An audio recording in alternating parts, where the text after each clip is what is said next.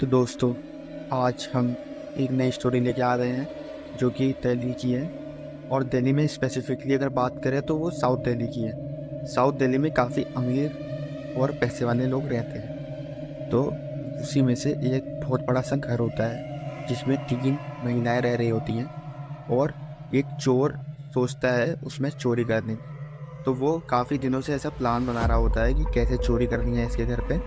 तो वो देखता है तो उसमें सिर्फ 3 ही औरतें रहती हैं, कोई आदमी नहीं रहता है। तो उसे बहुत खुशी होती है ये देख करके।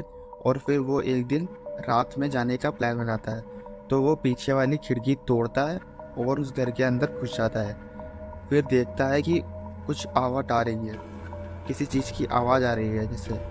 तो देखता है तो वहाँ सीढ़ियों पे से कोई उतर रहा होता है। वो जो उतरने की आवाज़ आ रही थी वो एक औरत की थी जो कि 30 साल की हो गई कम से कम, ऐसा देखने से लग रहा था।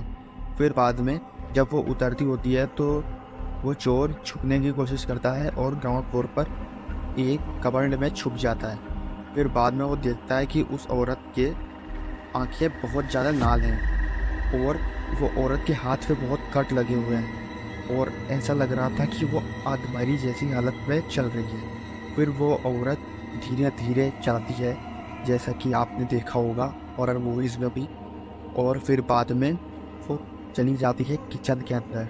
फिर किचन के अंदर जब वो जाती है तो वो चोर अपना चाकू निकालता है और फिर बाद में ऊपर जाने की कोशिश करता है जिससे कोई उसे मार ना सके। तो वो चाकू निकाल लेता है और उस चोर का नाम रामू था। रामू को बहुत तेज चीखने की आवाज़ आती है तो वो किचन की तरफ जाता है तो वहाँ एक औरत ऐसे हाथ करके बैठी हुई थी। फिर वो रामू उसे देख रहा होता है चुपके से। तो वो देखता है कि वो औरत चाकू उठाती है और ज़मीन पे कस के मारने लगती है। तो बहुत तेज आवाज़ आती है तो रामू डर जाता है और वो सीधे सोचता है कि जल्दी से चोरी करके यहाँ से भाग दूँ। तो वो ऊपर जाने की कोशिश करता है। फिर जब ऊपर वो जा रहा होता है तो ऊपर से एक औरत उसे देख रही होती है जो कि बूढ़ी होती है और उसकी आंखें बहुत काली होती है, पूरी आंखें काली होती हैं और उसके दांत बड़े ही गंदे से होते हैं जैसे कि कुछ गंदा सा खा रखा हो उसने। और उसके कपड़े बहुत गंदे होते हैं, तो ब्लड भी लगा होता है पूरे कपड़ों पे। तो वो डर जाता है और चाकू सामने करता है उसको डराने के लिए। तो लगता है कि शायद इसने कुछ मर्डर वर्डर किया है कुछ किया, पर वो औरत नहीं डरती है। वो औरत उल्टा होके वापस भाग जाती है अपने कमरे में। तो जब वो ऊपर चढ़ता है उसको लगता है कि वो शायद डैन के पास ही है। तो वो सोचता है कि शायद पुलिस को कॉल ना कर दें। बाद में जब वो उसे डराने जाता है बड़ा चाकू लेके तो वो देखता है जो अपने किचन में औरत होती है वो ऊपर उसी बेड पे लेटी होती है। और वो औरत जो बूढ़ी होती है जो ऊपर मिली थी वो भी उस पर लेटी होती है और एक छोटी सी बच्ची लेटी होती है और सारे के सारे मरे होते हैं। तो वो बहुत बुरा डर के तुरंत कहीं से सीधे नीचे आता है और भाग के पुलिस के पास चला जाता है। वो इसलिए पुलिस के पास जाता है जिससे पुलिस को कहीं से ऐसा न दिखे कि उसने मारा है। तो वो सीधे सारी सच बातें वो पुलिस को बताता है।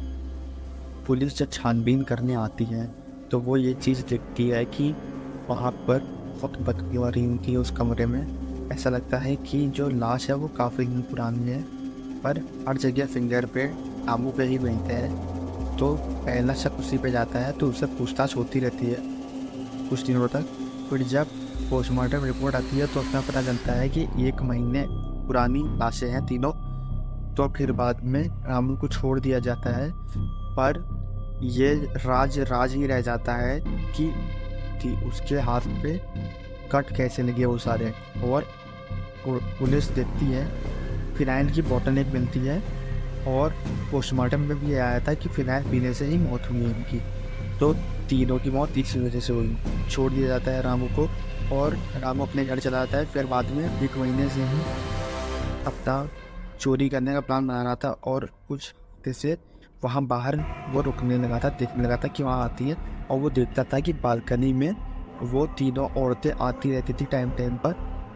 फिर भी वो जब मर चुकी थी तो कैसे आती थी ये सोच सोच कर रामू परेशान होता रहा और फिर बाद में उस घर को लॉक कर दिया गया। फिर बाद में वहाँ पर एक पैरानॉर्मल इन्वेस्टिगेटर गया और उसने जो तंत्र मंत्र की चीज़ें हैं वो वहाँ से खोजी और देखा कि काफ़ी चीज़ें बेसमेंट में पाई गई, तंत्र मंत्र और हड्डियाँ और बहुत सारी चीज़ें जो कि इस रिलेटेड थी। इसकी आगे की कहानी अभी तक सॉल्व नहीं हो पाई है। जब कहानी का पूरा पता लगेगा तो मैं आपको बताऊँ।